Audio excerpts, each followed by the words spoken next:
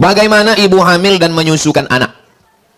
Ibu hamil menyusukan anak, kalau dia tak puasa karena dirinya, dia bayar qadha saja.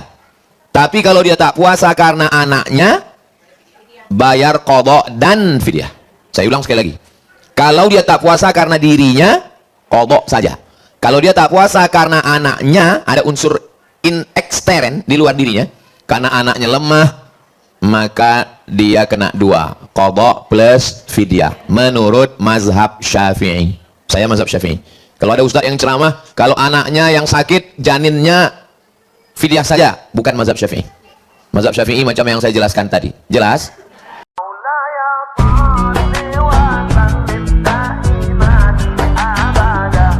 Bismillahirrahmanirrahim. Assalamualaikum warahmatullahi wabarakatuh.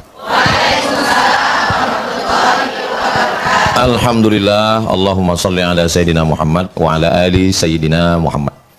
Semoga kita semua selalu dalam rahmat Allah Subhanahu wa Ta'ala. Amin ya Rabbal Alamin. Yang saya hormati ibu-ibu, ustazah-ustazah, guru-guru yang mendidik calon-calon pemimpin masa depan, insya Allah. Amin ya Rabbal Alamin. Ini sahabat-sahabat saya, karena saya takut di ruangan ini sendirian laki-laki, jadi bawa orang. Ibu bisa buka di Google, tulis 30 fatwa seputar Ramadan UAS. 30 fatwa seputar Ramadan UAS. Gratis, PDF. Share ke grup dan kawan-kawan, boleh dicetak. Boleh dicetak untuk bekal Ramadan. 30 fatwa seputar Ramadan UAS. Udah dapat? Belum dapat karena kameranya dipakai untuk buat video. Nah, Bang Adi langsung terbuka. Buku ini saya buat tahun 2011. Sekarang udah 2026. Berarti 15 tahun yang lalu. Pembahasan pertama. Pembahasan pertama pada tanggal. Pembahasan pertama tentang hilal. Pada tanggal 17 hari Selasa. 17 hari Selasa menengok hilal. Hari Selasa tanggal 17 menengok hilal pakai teropong. Kalau nampak hilal hari Selasa, berarti kita puasa hari Rabu. Kalau tak nampak hilal hari Selasa, maka Sya'ban digenapkan 30 hari. Karena hari Selasa itu tanggal 29. Syarat hilal itu bisa ditengok menurut MUI kalau 3 derajat. Kenapa Muhammadiyah sudah bisa menetapkan bahwa hari Rabu puasa? Karena hari Rabu itu sudah nampak anak bulan. Muhammadiyah tidak penting 3 derajat. 0,5 pun bisa. Sedangkan MUI mesti 3 derajat. Ini penting untuk ibu tahu, karena ibu menghadapi wali murid. Kok Muhammadiyah sudah bisa menetapkan Rabu? Kenapa MUI belum mengumumkan? Perbedaannya ada pada batas 3 derajat. Jelas? Makanya orang kalau ditanya, "Gimana? Cair THR kita sudah 3 derajat," gitu. Nah, itu berarti udah nampak. Nah, udah nampak hilal. Nah, bedanya MUI menetapkan mesti 3 derajat. Sedangkan Muhammadiyah 0,51 derajat sudah dianggap hilal. Sudah dianggap hilal.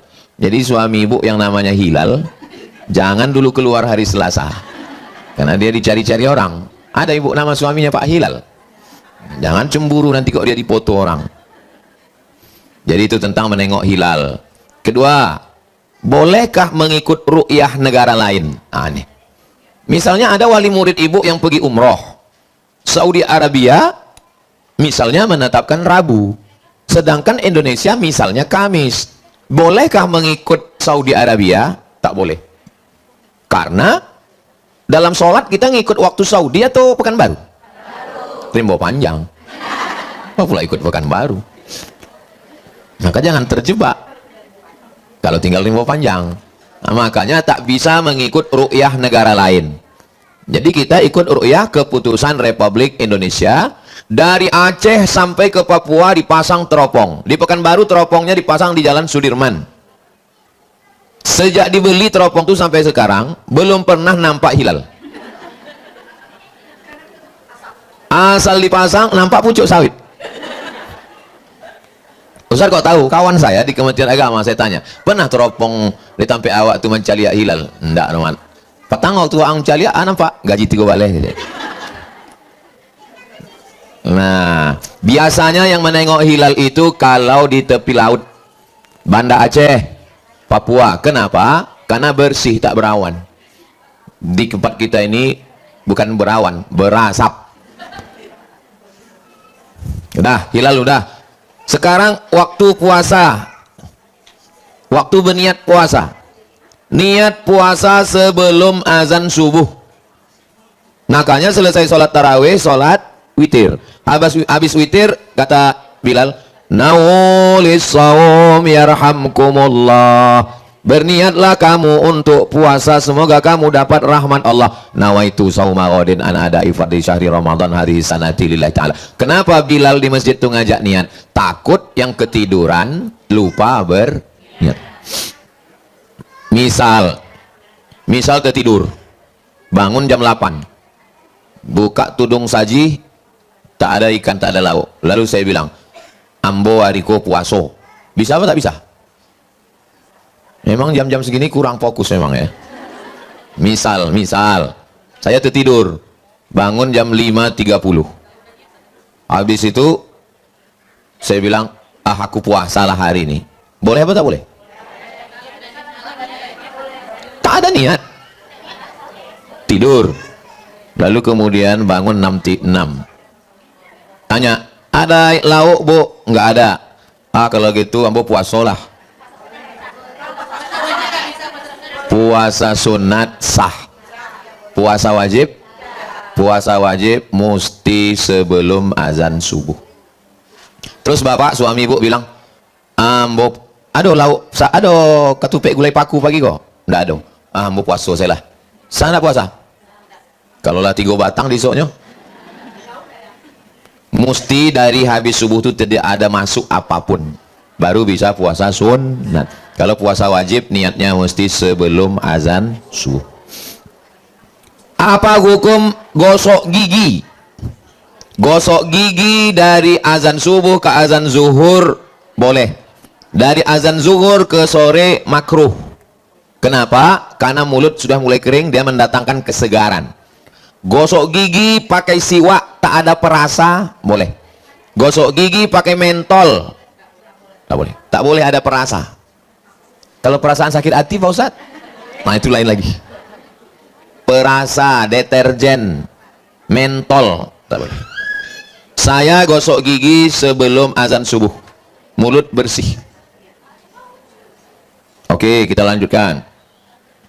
Bagaimana ibu hamil dan menyusukan anak? Ibu hamil menyusukan anak kalau dia tak puasa karena dirinya, dia bayar qadha saja. Tapi kalau dia tak puasa karena anaknya, bayar qadha dan fidyah. Saya ulang sekali lagi. Kalau dia tak puasa karena dirinya, qadha saja. Kalau dia tak puasa karena anaknya, ada unsur ekstern di luar dirinya, karena anaknya lemah, maka dia kena 2, qadha plus fidyah menurut mazhab Syafi'i. Saya mazhab Syafi'i. Kalau ada ustadz yang ceramah, kalau anaknya yang sakit, janinnya fidyah saja, bukan mazhab Syafi'i. Mazhab Syafi'i macam yang saya jelaskan tadi. Jelas? Yang tak jelas bisa ditonton ulang di channel Ustadz Abdul Somad Official. Subscribe, like, share, and comment. Berikutnya suntik dan obat tetes. Sakit mata, tetes, tidak batal. Sakit telinga, tetes, tidak batal. Suntik terbagi 2, suntik obat dan suntik vitamin. Kalau suntiknya suntik UV tidak batal, tapi kalau infus batal, karena infus menyegarkan, vitamin. Keluar dari kantor TK segar, punya 2 botol infus, batal. Jelas? Berikutnya kumur-kumur. Kumur-kumur hanya memasukkan air, tak apa-apa. Tapi kalau mubalaghah batal. Mubalaghah melampau. Melampau masukkan air, batal. Ustadz, kumur-kumur boleh nggak? Boleh, nggak batal. Tapi kumur-kumurnya pakai TS. Batal. Kenapa? Sikit banyak masuk gula-gula itu ke dalam.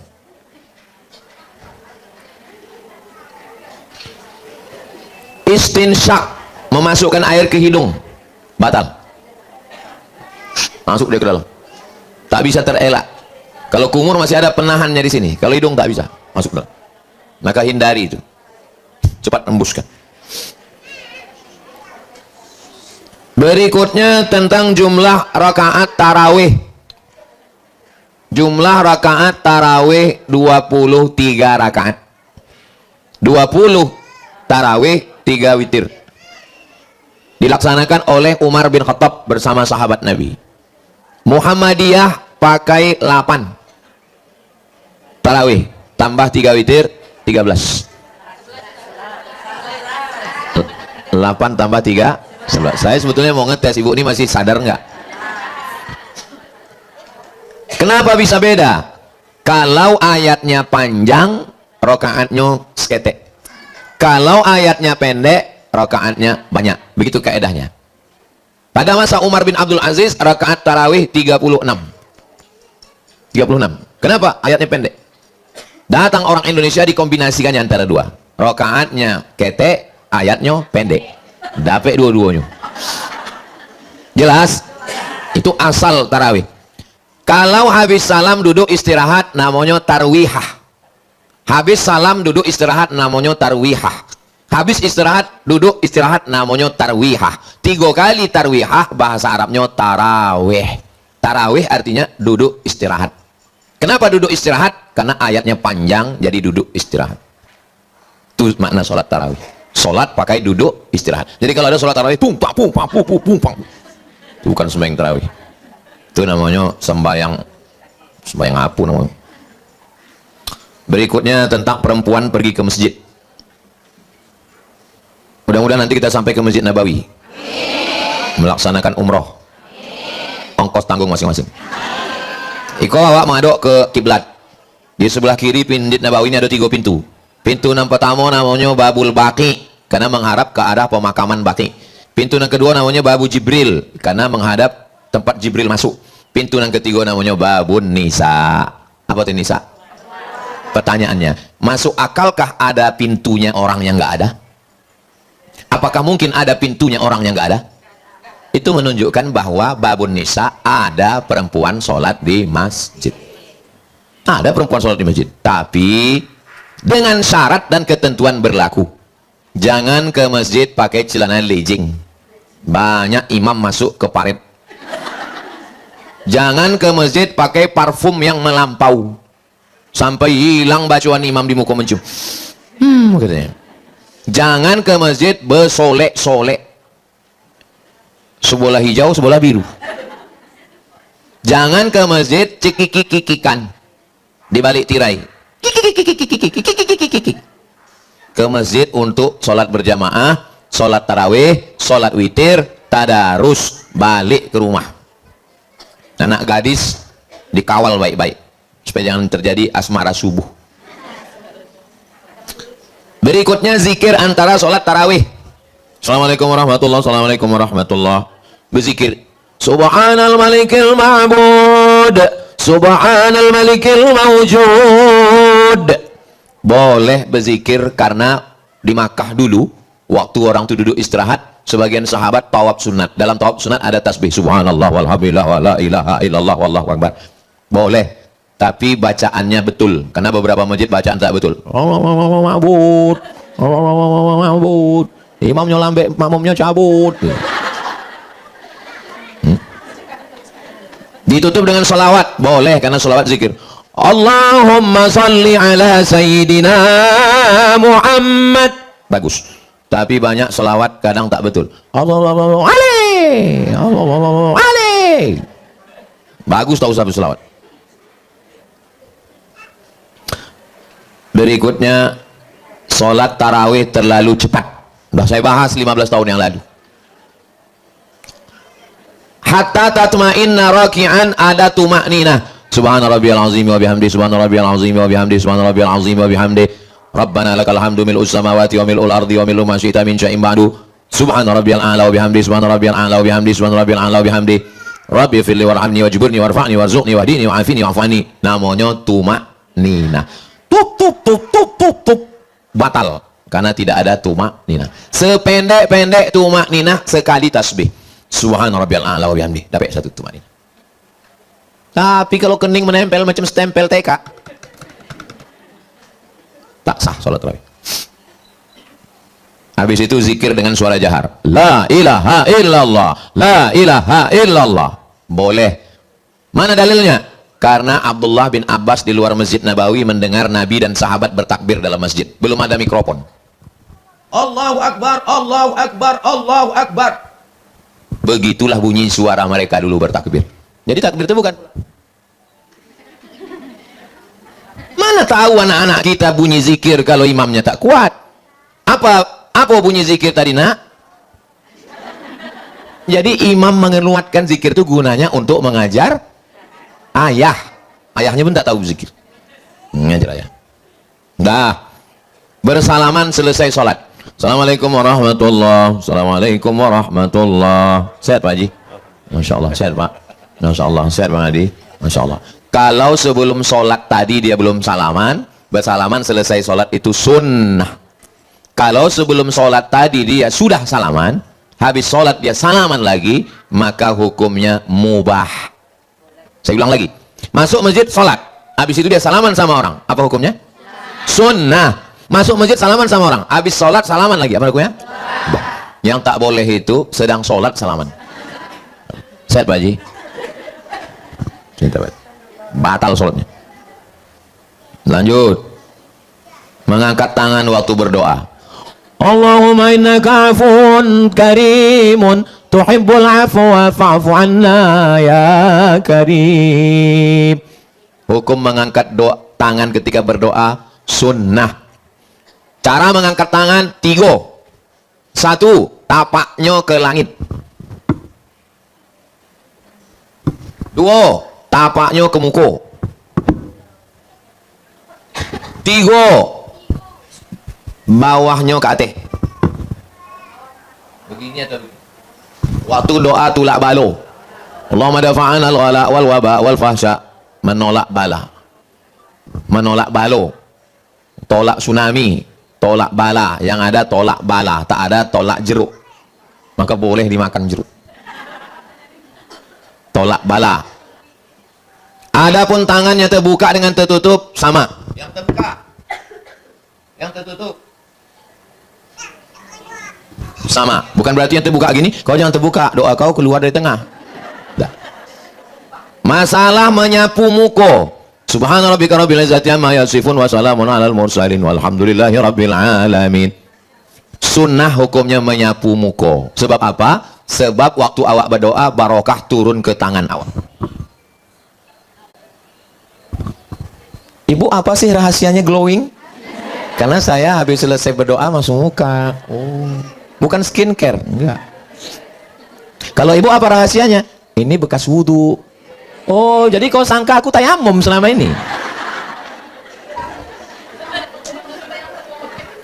Nah, nanti ibu kalau nggak ingat, Perteka dicetak buku ini bagi kawan-kawan.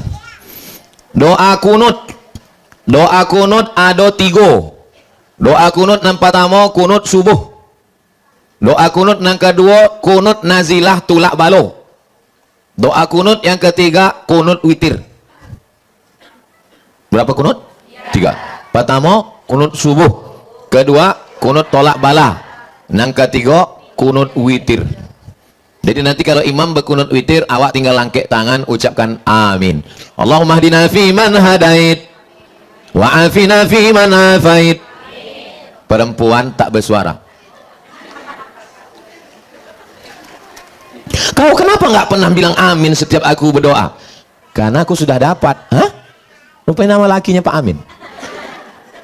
Setiap berdoa dia, sayang katanya. Sayang, dia bilang amin. Tadi tamu yang datang tadi dari Malaysia namanya Pak Amin. Pembahasan berikutnya, 2 kali witir dalam semalam. Sallu sunnatal witri salasa raka'atin asabakumullah. Witirnya di masjid. Habis itu balik ke rumah jaga malam tarawih. Habis tarawih witirnya lagi. La witrani, tak boleh 2 kali witir semalam. Witir artinya ganjil. 3 setelah tarawih, 3 setelah tahajud. 3 tambah 3? Bukan witir. Maka kalau mau pilih witir habis tarawih. Siapa yang sholat tarawih ikut witir dengan imam dapat pahala macam sholat sepanjang malam. Nanti bangun malam tarawih saja, jangan witir lagi. Tahajud saja, jangan witir lagi. Tapi kami tadi sudah sholat witir, boleh sholat tahajud walaupun sudah witir. Oke, kita lanjutkan lagi. Melafalkan niat, usolli sunnatat tarawih rakaataini lillahi ta'ala. Itu di dalam sholat atau di luar sholat? Di luar sholat. Kapan kita baru mulai sholat? Ketika mulut menyebut itulah sholat. Akabah, bukan sholat. Ketika mulut menyebut mulai itu baru mulai sholat. Allahu Akbar, itu baru sholat. Jadi kalau ada orang bertanya, boleh kita melafazkan niat Pak Ustadz? Nggak ada hubungan sama sholat. Karena dia misalnya orang sebelum sholat disebutnya kantui lah. Dia nggak ada hubungan sama sholat. Karena tidak, yang membatalkan sholat itu kalau bercakap di dalam, kalau sebelum sholat. Lalu kenapa orang mengatakan usolli? Untuk menguatkan hatinya dalam 5 perkara. Sembayangnya sembayang apa? Zuhur. Sunat apa wajib? Wajib. Berapa rakaat? 4. Ada apa qadha? Ada. Jadi imam apa jadi makmum? 5 inilah isi usolli itu.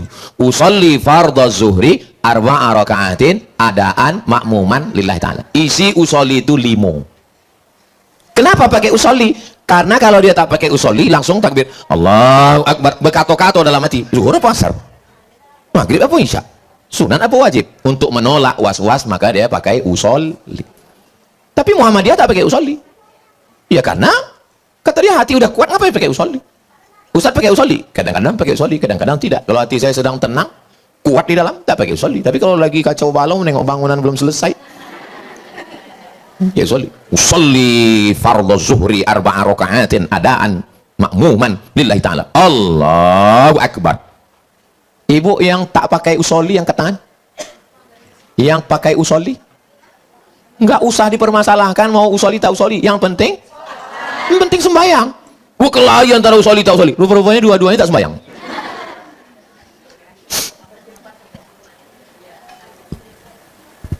Waktu membayar zakat fitrah kepada jamaah sekitar Jalan Kamboja, harap membayar zakat fitrah seminggu sebelum Idul Fitri, karena malam Idul Fitri kami tidak membagi lagi karena kami mau mencari baju raya ke Mall SKA, kata pengurus. Sebetulnya wajib membayar zakat fitrah ini kapan? Wajib membayar zakat fitrah begitu tenggelam matahari petang Ramadan. Tenggelam matahari jam 6.30 petang Ramadan, azan maghrib, disitulah wajibnya membayar sampai khotib naik mimbar besok. Jadi kalau maghrib sekarang 6.30, khotib naik mimbar 7.30, wajib membayar zakat fitrah itu hanya 14 jam. 6.30, 7.30, hanya 13 jam. Misalnya ibu punya suami meninggal asar, nggak ada orang yang bilang na'udzubillah. Meninggal asar hari terakhir Ramadan. Pertanyaannya, wajibkah dia bayar zakat fitrah? Kenapa tak wajib?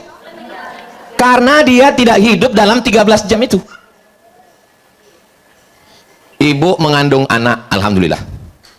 Anaknya lahir sesudah khotib naik mimbar. Naik khotib ke atas mimbar, lalu kata si khotib, Allahu Akbar. Lahir anaknya. Dikasih nama anaknya Fitri. Karena lahir Idul Fitri. Pertanyaannya, wajibkah anaknya bayar zakat fitrah? Tidak. Karena dia tidak ada di dunia ini dalam 13 jam itu. Nyambung tak nyambung? 13 jam dari azan maghrib ke khotib naik. Makanya kalau ibu tak mau keluar duit bayar zakat fitrah, tahan ya. Jangan keluar lu yo. Bang keluar sesudah open house yo. Jadi kalau ada orang bayar zakat fitrah seminggu sebelum Idul Fitri, hukumnya mubah, bukan hukumnya mubah. Bayar zakat fitrah seminggu sebelum Idul Fitri, dibayarnya kok bayar. Tiba-tiba hari terakhir Ramadan meninggal, apakah diminta balik? Assalamualaikum Pak Ketua Masjid, yo minta ambo balik, laki ambo ndak duit. Jangan diminta balik, itu terhitung sebagai solawat, sodako. Dah, sekarang pembahasan tentang zakat fitrah dalam bentuk pitih.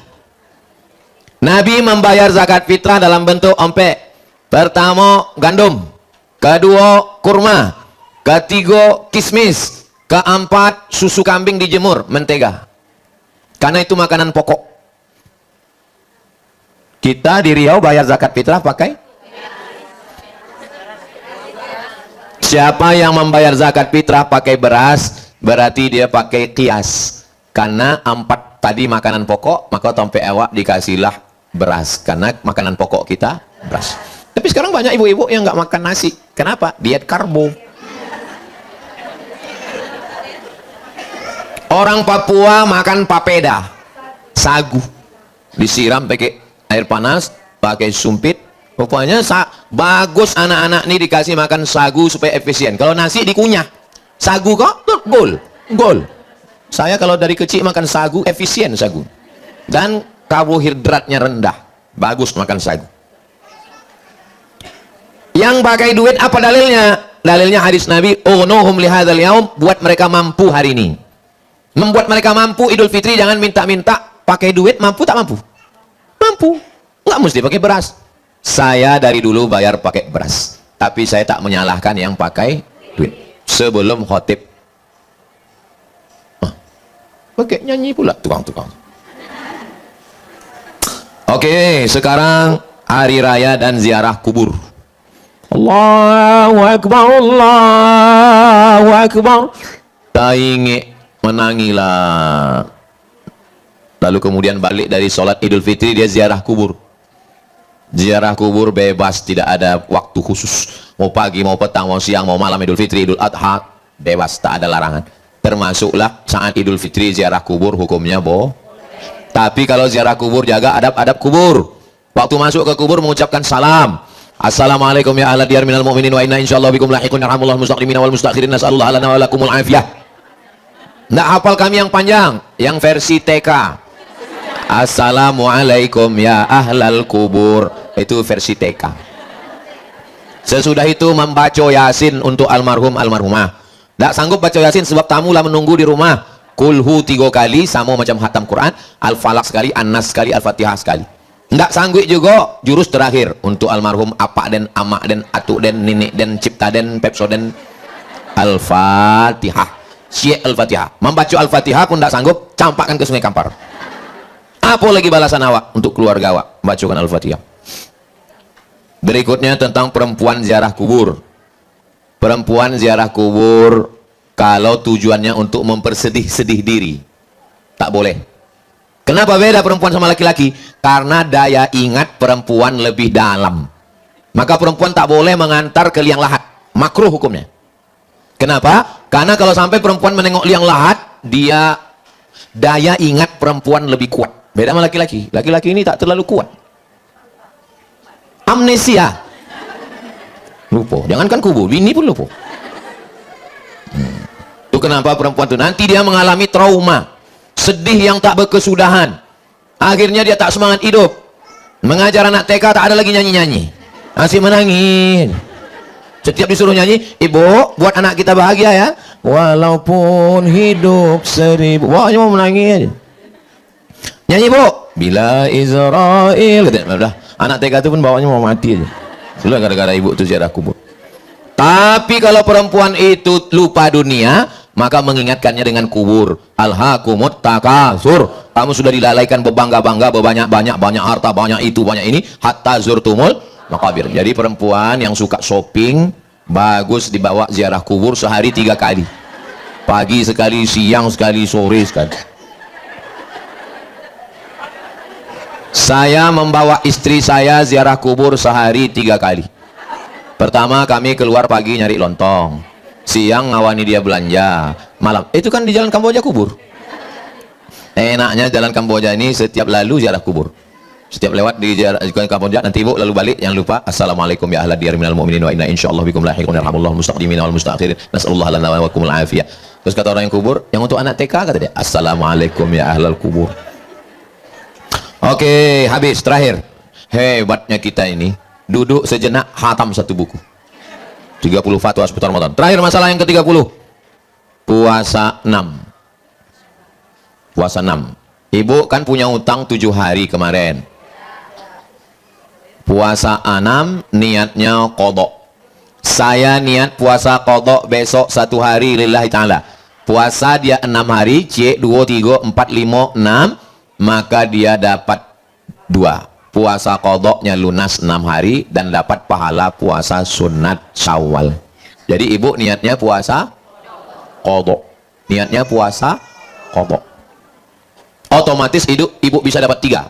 Qadha-nya dapat, puasa 6 dapat. Kalau kebetulan dilaksanakan hari Senin Kamis dapat puasa Senin Kamis. Bisa dapat 4. Kok bisa 4? Qadha dapat, puasa Syawal dapat, puasa Senin Kamis dapat, dilaksanakan tanggal 13, 14, 15. Ayyamul Bait. Tapi niatnya tetap cie qadha saja. Kalau ibu puasa sunat tak dapat qadha. Tapi kalau puasa qadha dapat sunat. Jelas? Jangan kemana-mana, kita lanjutkan setelah yang satu ini. Itulah masalah yang umum dirasakan masyarakat. Kalau ada masalah-masalah dari ibu, kita akan bahas dalam tanya jawab, insya Allah. Terima kasih. Menangkap puyuh di Bukit Selasih. Thank you dan terima kasih. Assalamualaikum warahmatullahi wabarakatuh. Kasih mikrofon Ilham.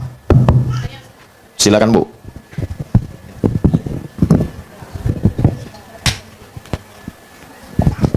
Bismillahirrahmanirrahim. Assalamualaikum warahmatullahi wabarakatuh. Pertanyaan ini masalah penentuan puasa tadi nih Ustaz. Jadi kan bagi yang tidak berada di Indonesia yang kayak umroh tadi kan Ustaz, sementara kita kan di Mekah mengikuti waktu sholat Mekah nih. Yang berbuka kita mengikuti macam tadi kalau kata Ustaz kan kita mengikuti selama sholat di Indonesia nih. Yang umroh tadi yang pertama Ustaz.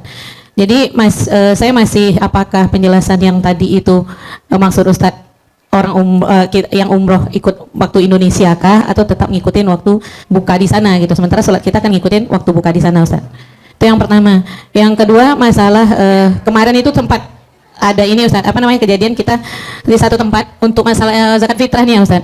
Jadi ada satu tempat itu mengatakan karena mereka awalnya itu keputusan ini ada fatwanya itu dari mana nggak tahu juga, tidak menerima zakat fitrah dalam bentuk beras.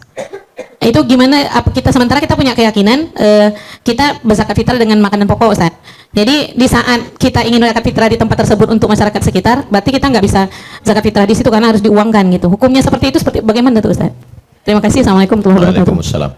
Misalnya keputusan Saudi Arabia puasa Rabu, sementara Indonesia Kamis. Lalu ada orang Pekanbaru ikut Saudi Arabia puasa Rabu. Nggak bisa, karena dia tinggalnya di Indonesia.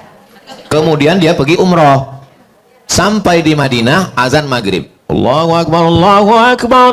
Terus dia ajak dia, ayo buka puasa ayo. Enggak, kata Ustaz Somad, enggak boleh ikut waktu Saudi. Wah, angkan di Saudi gini. Maksudnya di mana kita berada? Di mana bumi dipijak? Di sinan awak berkodak. Jelas ya Bu? Saya panitia penerimaan zakat fitrah, maka saya mesti menerima semua keinginan masyarakat. Bagi yang mau membayar pakai beras, silakan, beratnya sekian.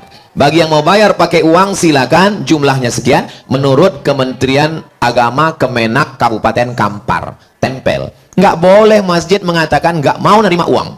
Nggak boleh masjid mengatakan nggak mau menerima beras. Karena kedua-duanya benar secara fikih, maka pengurus masjid mesti memfasilitasi. Kalau ada masjid yang model begitu, lapor. Cuman bingung kita kemana mau melapornya. Nah, jadi kalau ibu meyakini beras, masjid nggak mau terima, ya ibu cari masjid lain. Boleh berpindah masjid. Yang nggak boleh itu berpindah ke lain hati. Beda keyakinan nggak boleh. Kau kenapa belum nikah juga? Beda keyakinan Pak Ustadz. Maksudnya beda agama? Enggak. Aku yakin dia nggak yakin.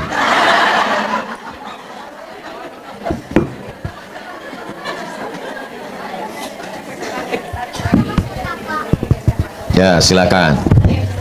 Ibu-ibu dari guru-guru TK sekecamatan Tambang. Assalamualaikum warahmatullahi wabarakatuh. Waalaikumsalam. Masih seputaran zakat, Ustaz. Ada dengar katanya kalau kita membayar lebih dari takaran yang sudah ditentukan, itu katanya tidak diperbolehkan. Itu gimana, Ustaz? Lebih dari takaran 2,5 kilo Iya. yang ditetapkan Kemenak, Iya. dia kasih 3 kilo, yang 2,5 wajib, yang 500 gram sodako. Atas nama sedekah. Saya membayar zakat fitrah dari sejak 2008 pulang ke Riau sampai 2025, saya bayar zakat fitrah 3 kilo. Karena saya meyakini 1 mud 7 ons setengah. Zakat fitrah itu 4 mud. Mud 7 ons setengah, 7 ons setengah, 7 ons setengah, 7 ons setengah, 3 kilo. Dari dulu saya tak pernah kurang. Kalau ternyata di akhirat nanti dinyatakan yang benar adalah 2,5 kilo, maka yang 500 gram terhitung sebagai sodako. Jelas?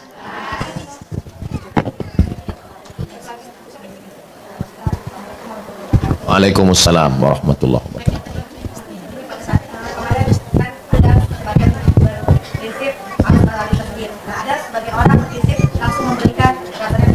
Atau ke janda atau ke kerabat. Nah, itu bagaimana hukumnya Pak Ustadz? Itu yang pertama. Yang kedua, ini ada dari teman-teman juga mau menyampaikan bagaimana hukumnya ketika kita masak, ibu-ibu maklum takut kurang garam, ngerasa sedikit di ujung lidah, itu bagaimana hukumnya Pak Ustadz? Seperti itu. Ya, itu pertanyaan mewakili teman-teman Pak Ustadz. Terus kita zakat harta nih Pak. Zakat harta itu kita kan 2,5% dari harta yang bergerak dan yang kita gunakan atau yang menghasilkan. Nah, ada sebagian orang bilang seluruh harta diperhitungkan, itu dibagikan 2,5%-nya untuk zakat. Mohon pencerahannya ya Pak Ustadz. Assalamualaikum warahmatullahi wabarakatuh.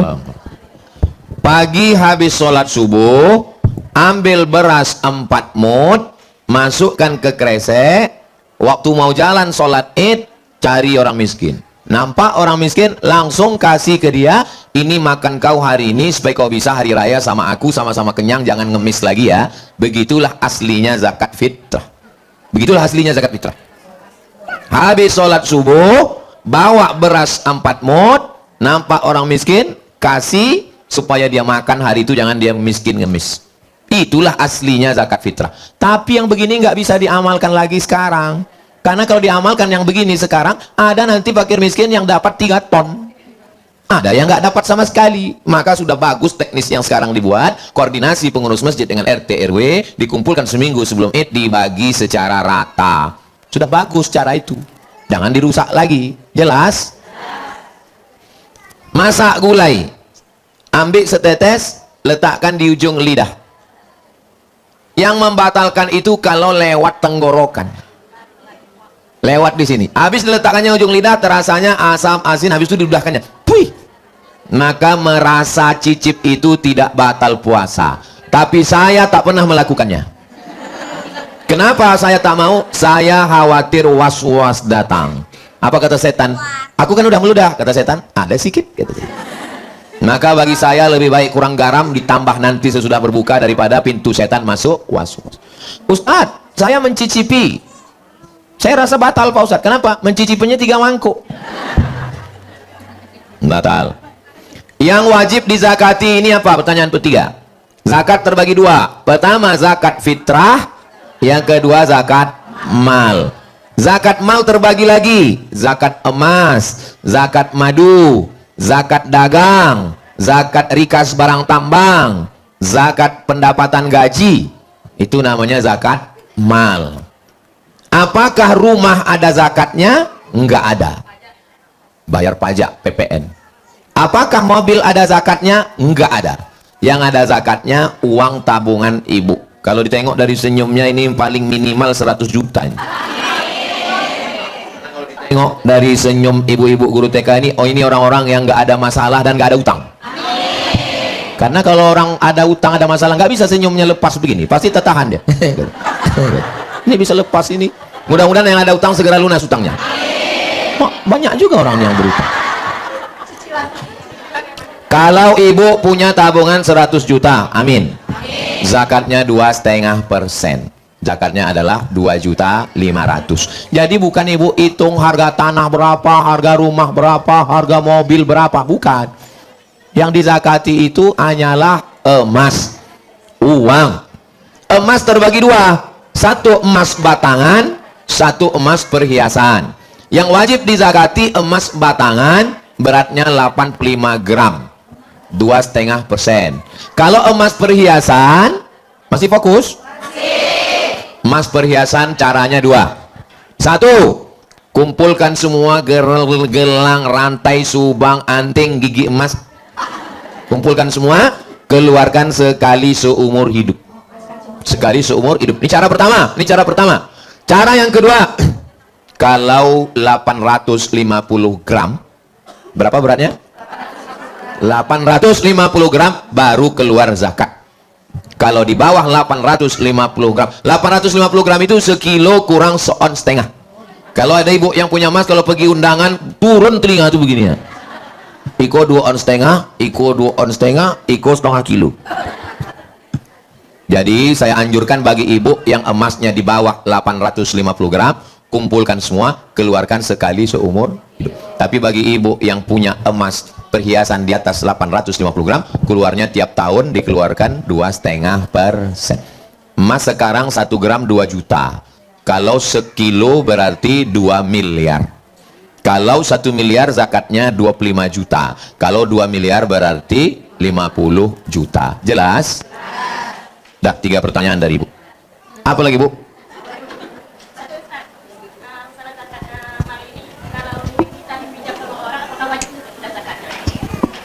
Duit ibu dipinjam Ustadz Somad. Yang membayar zakatnya ibu atau Ustadz Somad? Pemilik. Siapa pemilik uang? Ibu. Maka orang yang meminjamkan duit ruginya 2 kali. Membayar zakatnya awak, memikirkan bilonyo membayar awak, poneng kepala awak. Kalau kawan minjam duit, ndak awak kasih minjam, hilang kawan. Kalau kawan awak minjam duit, ndak awak kasih minjam, hilang kawan. Tapi kalau awak kasih pinjam duit, hilang kawan. Melawannya kawan. Duit hilang, kawan hilang. Jadi kalau ada orang minjam, ibu kasih nggak? Jelas bu? Sampai jam berapa kita nih Pak Ilham? Sampai jam 11? Kalau ada pertanyaan saya jawab, kalau nggak ada kita berdoa. Ibu jangan memposting foto sendiri. Bagus posting foto ramai, karena kalau ibu foto sendiri, tiba-tiba ada orang yang naksir sama ibu. Foto ibu dicetaknya, ditengoknya pagi, ditengoknya siang, ditengoknya sebelum tidur malam. Mau ibu orang diam-diam mencintai ibu? Jangan posting foto sendirian. Walaupun ibu sudah beranak 3, karena ada lagunya Baranak Ampe. Walaupun ibu udah janda, karena ada judul lagu Irwansah, Kutunggu. Walaupun ibu sudah mati, dia tetap juga menengah ibu, karena judul lagunya Asep Irama, tunjukkan padaku di mana. Hafal semua. Ya bu, silakan. Mudah-mudahan ibu semua diberikan kesehatan. Karena pemimpin masa depan itu ibu lah yang membentuk dia di TK. Mudah-mudahan ibu punya kesabaran. Saya kalau disuruh ceramah di stadion sanggup. Kalau disuruh tablik akbar di gor, insya Allah sanggup. Tapi saya pernah disuruh ceramah ke anak TK. 5 menit saya ceramah, tak ada anak itu yang peduli. Sampai akhirnya saya merasa ini kalau aku teruskan ini hilang harga diriku. Akhirnya saya panggillah guru TK. Ibu guru bisa bantu saya? Naiklah guru TK itu ke atas pentas. Tepuk anak soleh, sayang papa. Habis itu saya tengok, kalau tahu condo itu lo ambon opor itu. Allah cuma mau ngasih tahu Abdul Somad, tidak semua bisa kau lakukan. Kau boleh dokter spesialis, kau boleh jenderal, tapi untuk mendidik anak ini, maka adalah ibu-ibu guru TK. Kalau ada calon istri, polis, polwan, yang satu lagi dokter, Yang satu lagi guru TK. Manalah yang dipilih orang? Guru TK. Karena guru TK ini lembut, penyayang. Beruntunglah suami-suami ibu sekalian. Saudara yang belum menikah, carilah guru TK. Yang mengaminkan yang belaki pula. Astaghfirullahalazim, astaghfirullahalazim, astaghfirullahalazim alladzi la ilaha illa huwal hayyul qayyum wa atubu ilaih. A'udzu billahi minasyaitonir rajim. Bismillahirrahmanirrahim. Alhamdulillahi rabbil alamin. Wassalatu wassalamu ala asyrafil anbiya'i wal mursalin wa ala alihi wa sahbihi ajma'in. Allahumma qawwi imanana, kuatkan iman kami ya Allah. Wasahi ajsadana, sehatkan badan kami ya Allah. Waj'alna minal mukhlasin, jadikan kami orang yang ikhlas ya Allah. Rabbana hab lana minas shalihin, jadikan anak kami anak-anak yang soleh dan solihah ya Allah. Rabbana taqabbal minna a'malana, terimalah segala amal kami. Wa tub alaina, terimalah taubat kami. Rabbana taqabbal minna salatana wa siyamana wa qiyamana wa ruku'ana wa sujudana, terimalah salat kami, puasa kami, ruku kami, sujud kami, tahajud kami, bacaan Quran kami. Terimalah segala perbuatan baik kami ya Allah. Allahumma ja'alna minal ladzina yastami'una al-qawla fayattabi'una ahsanah, jadikan kami orang yang mendengarkan nasihat baik lalu mengiringinya dengan amal yang baik. Allahumma anzilis sakinata fi qulubina, tanamkan sakinah ke dalam hati kami sehingga keluarga kami menjadi keluarga yang sakinah, mawaddah warahmah. Allahumma kama jama'atana fi hadzal syahrul mubarak fajma'na ma'al habibil mustafa, sebagaimana Engkau kumpulkan kami di bulan Sya'ban yang mulia, kumpulkan kami nanti bersama Rasulullah di surga. Rabbana atina fid dunya hasanah wa fil akhirati hasanah wa qina azabannar. Wa sallallahu ala sayyidina Muhammad wa ala alihi wa sahbihi wa sallam. Walhamdulillah.